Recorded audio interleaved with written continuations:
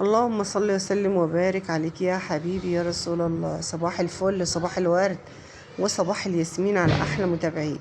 وبمناسبة بقى العيد الكبير هنعمل لكم بقى شوية كوارع وشوية. بصوا بقى، مش عايزة اقول لكم هعمل لكم رز معمر النهاردة، وكمان هعمل شوية كوارع حلوين قوي قوي قوي. طبعا الكوارع احنا عارفين طريقتها، بس هنعمل دلوقتي الرز المعمر. بصوا بقى معايا شوية كده من الرز، قيمة كيلو ونص كده من الرز. هعمل الحلة الكبيرة دي. رز المعمر النهاردة هنعمله بالبط. طبعا هنمسك الرز نغسله غسلة حلوة كده زي ما انتوا شايفين، وهننزل عليه بشوية من الفلفل. بس حط اللايك بقى الأول وكومنت حلو يفتح النفس. ماشي حبايبي، خليكم معايا. هنا بقى حطينا الفلفل كده، وهنقلب شوية الرز اللي احنا حاطينهم في قعر الحلة كده زي ما انتوا شايفين. طبعا بعد ما حطينا الفلفل قلبنا كده، وبعدين هنحط بقى مكعب من الزبدة زي ما انت عايزة تحطي الكمية اللي انت عايزاها. انا حطيت كمية حلوة كده تتكلها، يعني ايه، حوالي عن 100 جرام من الزبدة. ماشي يا حبايبي. هنا طبعا البط انا سلقاه سلقة، بس مش سلقة كاملة يعني. واخدة الشوربة بتاعته طبعا، عشان ايه احنا بنستغنوش عن الشوربة. ولازم تطيبي البط جامد علشان يبقى معاكي إيه حلو كده في الرز. يبقى طياب كامل يعني. ماشي يا حبايبي اهو. هنا بقى هننزل بالبط كده، نرص رصة حلوة كده في الرز زي ما انتوا شايفين كده في الحلة بتاعتنا. طبعا بصوا البط مستوي ازاي. انا بوريكم ان هو مستوي، يعني عايز تكة واحدة بس يدوبك كده مع الرز، يبقى مهري بقى معاكي كده في قلب الرز. طبعا هنشوفه مع بعض دلوقتي، وهنشوف احلى رز في احلى بط، او باحلى بط في احلى رز. ماشي يا حبايب قلبي اهو. بعد ما رصينا البط كله كده زي ما انتوا شايفين، ده ذكر بط يا حبايب قلبي. بس كده. وكمان هنحط الأنثى بتاعته معانا. وهننزل بقى ايه دلوقتي ببقية الرز. بقية الرز يا حبايب قلبي اه. طبعا هنشيل البط على جنب كده، واجيب بقى بقية الرز زي ما انتوا شايفين كده. وهنزل برضو بشوية كده من الفلفل الاسود على الرز. ايوه كده، انا عايزة الرز مفلفل، فلفله كتير كده وحلو. طبعا هنا بصلاية مبشورة، دي اختياري، بس البصلة دي بتخلي الرز في حتة تانية خالص. تنزلي بقى عليها بالرز كده وتقلبيها في قلب الرز. بتخلي للرز طعم حلو قوي. هي بصلة واحدة صغيرة كده مبشورة، عايزة تحطيها براحتك، مش عايزة ده اختياري برضو، بس بتخلي الرز حلو قوي. جربوها بطريقتنا هتعجبكم ان شاء الله. بس كده. هننزل بقى نغطي البط كله كده، ما نخليش حاجة باينة منه عشان ما يتحرقش في الفرن.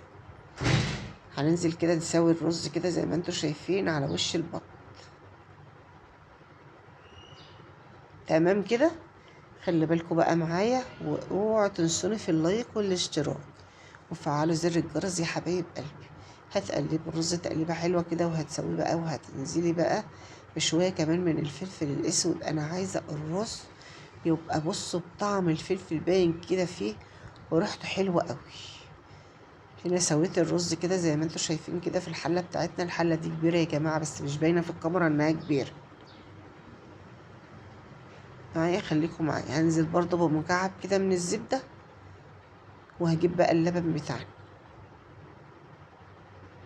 لو عندك قشطه وعايزه تحط قشطه برضه حط قشطه، بتخلي الرز حلو قوي، بس انا بصراحه ما كانش عندي قشطه النهارده. بس كده حطيت حبه من اللبن وحبه من الميه. مش هحط لبن خالص، يعني ازود اللبن كده ايه ميه. هتحطي طبق كده، وبعدين هتحطي بقى اللبن عليه، علشان طبعا ايه، لو حطيتها على الرز مباشر كده هتلاقي البط بان معاكي كده ويتحرق في الفرن.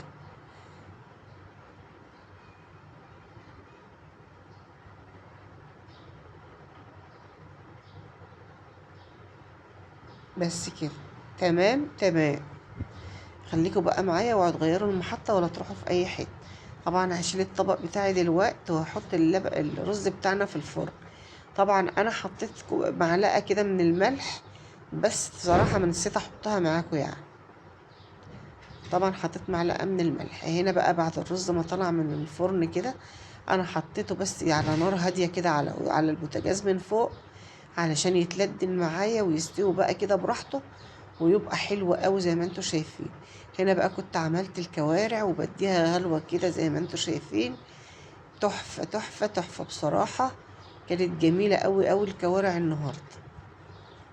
طبعا انتوا عارفين طريقة الكوارع بتعملوها ازاي، وانا عاملاها معاكم قبل كده كم مرة. بصراحة يعني مش عايزة اقول لكم ريحتها ايه وطعمها ايه، ولا الشوربة بتاعتها تجنن. بجد الشوربة تجنن، والكوارع بقى مستوية وحمرا قدامكم زي الفل كده زي ما انتوا شايفين. هنا طبعا بقى ايه، عملت بقى شوية من الكباب جنب الحاجات الحلوة بتاعتنا دي، وشوية كده بقى من لحمة الراس. بصوا شايفين الكباب سلقة بقى في شوربة البط كده، وطلعته. عايزة تاكليه كده تطلعيه تاكليه كده عادي، عايزة تحمريه زي ما انا حمرته، احنا بنحبه متحمر. ماشي يا حبايب قلبي، ده اختياري.